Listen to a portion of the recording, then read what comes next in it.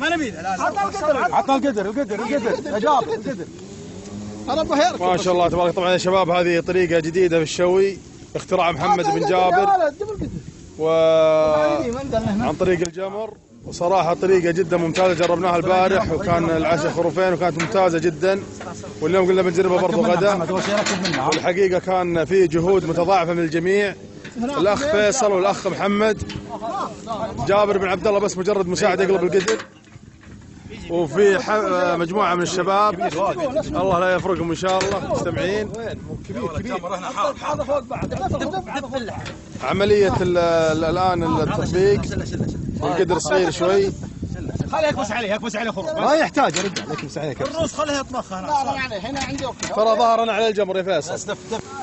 ايوه اركب محمد. لا اركب لابسنا على المخ. اركب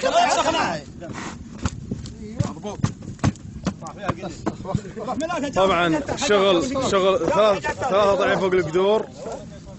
خلاص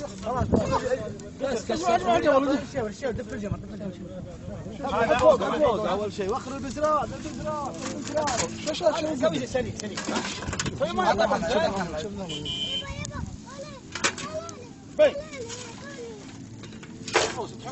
احسب الوقت خلاص اوكي.